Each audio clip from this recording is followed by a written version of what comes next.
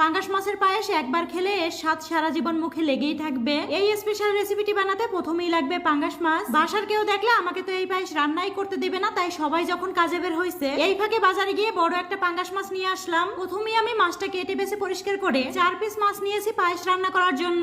এরপর মাছের উপর থেকে পানিগুলো ভালো করে মুছে নিতে হবে। যারা পাঙ্গাস মাছ একদমই খেতে পারেন না, গন্ধ আসে বলে, আপনারা একবার হলেও ট্রাই করে দেখতে পারেন। একবার খেলে বারবার খেতে ইচ্ছা করবে।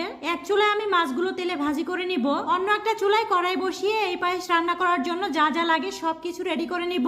এই পায়েস 2 রকম রান্না করা যায়। আমি মাছগুলো তেলে ভেজে নিচ্ছি, কোনো গন্ধ না আসে। এই রান্নাটা করতে আরো লাগবে বাদাম। আমি অন্য একটা চুলায় বাদাম ভেজে নিচ্ছিলাম। কিশমিশ গুলো ভাজা শেষে পরিমাণ মতো পরিষ্কার করা বাদাম দিয়ে দিব। আমি খাবার তেলে সবকিছু ভেজে নিয়ে পরিমাণ মতো দুধ দিলাম। আপনারা চাইলে খাবার তেলের পরিবর্তে ঘিও ব্যবহার করতে পারেন। দুধ জাল হতে হতে মাছগুলো একটু ভালো করে ভেজে নিতে হবে। যাই হোক, মাছগুলো একেবারে বাদামি কালার করে ভেজে নিয়েছি, এবার তুলে নিব।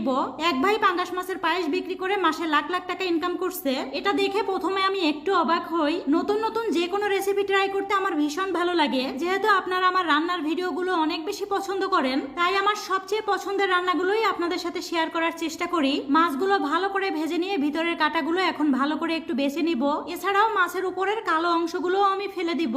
জীবনে প্রথমবার আমি এই রান্নাটা ট্রাই করছি, অনেক বেশি ভয়ে ছিলাম খেতে পারবো নাকি ফেলেই দিতে হবে। আমি তো কোনো কিছু নষ্ট করা একদমই পছন্দ করি না, তাই এখানে আমি 4 পিস মাছ নিয়েছিলাম। বাকি মাছগুলো আমি ফ্রিজে রেখে দিয়েছি। ভেজে নেওয়া মাছগুলো শিলপাটায় একেবারে মিহি করে বেটে নিতে হবে। এই রান্নাটা সঠিকভাবে করতে পারলে মাছের পায়েস কিনা এটা কেউ বুঝতেই পারবে না। শিলপাটায় একটু সময় নিয়ে মিহি করে বেটে নিয়েছি। এরপরে দুধের মধ্যে দিয়ে ভালো করে রান্না করে নিতে হবে। পাঙ্গাস মাছের এই স্পেশাল রান্নাটা করতে তেমন একটা সময়ও লাগে না। এখানে আমি পরিমাণ মতো খেজুরের গুড় ব্যবহার করছি। আপনারা চাইলে চিনিও ব্যবহার করতে পারেন। যে যেরকম মিষ্টি খেতে পছন্দ করেন সেই পরিমাণে দিলেই হবে।